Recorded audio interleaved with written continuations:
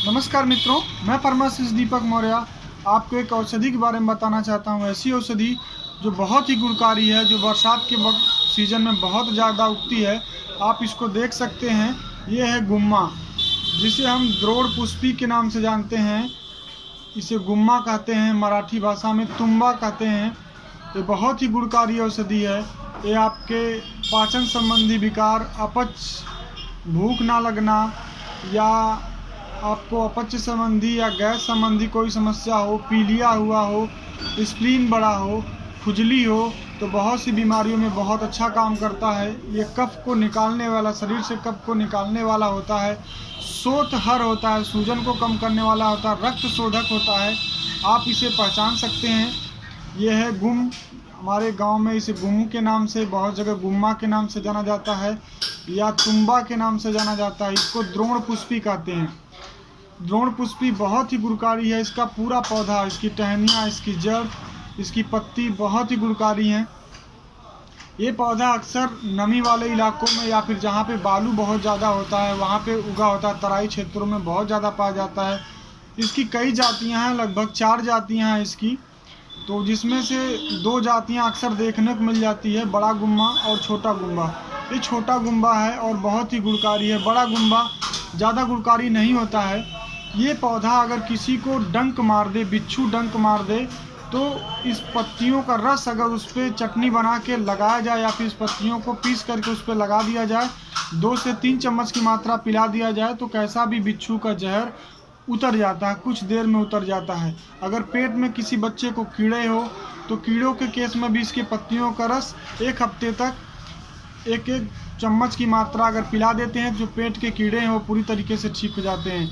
ये तंत्रिका विकार में भी बहुत अच्छा काम करता है। किसी भी प्रकार का विषम ज्वर हो तो आप इसकी पत्तियों को 2 अंडा काली मिर्च के साथ पीस करके पिला देते हैं, 1 हफ्ते तक पिलाते हैं। किसी भी प्रकार का विषम ज्वर हो तो नष्ट हो जाता है। अगर आपको बहुत तेज़ ज्वर है, अगर इसकी डंठल को या फिर पत्तियों को पीस करके पोटली बना करके, जहाँ पे नाड़ी संस्थान है इधर की तरफ अगर आप इस पत्तियों को बांध देते हैं, इसकी पोटली को, तो बुखार स्वतः ठीक हो जाता है और बहुत ही कारगर काम करता है।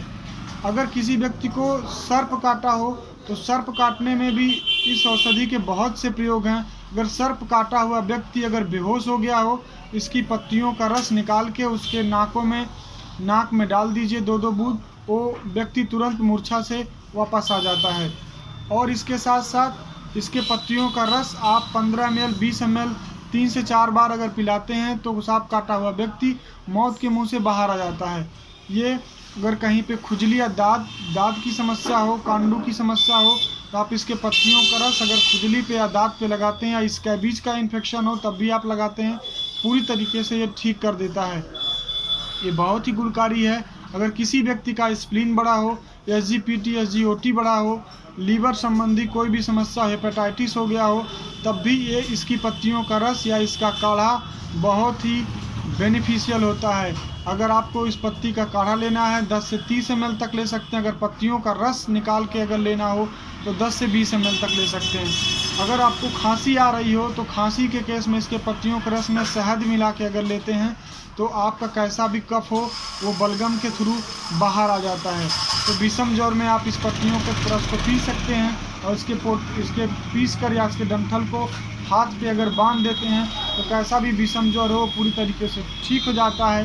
ये बेस्ट रक्त शोधक की तरह काम करता है। अगर शरीर में कहीं आपको सूजन हो तो सूजन के केस में आप इसकी पत्तियों को, नीम की पत्तियों को, उसकी जो सबसे नरम पत्ती होती है उन दोनों को मिलाकर पीस के सूजन वाली जगह पे अगर बांध देते हैं तो बहुत ही अच्छा काम आता है।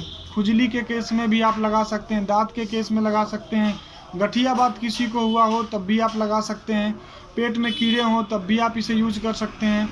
अगर किसी को सिर दर्द हो जो काफ़ी समय से बना हो, ठीक ना हो रहा हो, तो आप इसके पत्तियों का रस सुबह सुबह सूर्य उगने से पहले अगर 1 हफ्ते तक लगातार उसके मस्तिष्क पर लेप कर देते हैं तो कैसा भी दर्द हो, पुराना से पुराना सर दर्द हो, ठीक हो जाता है।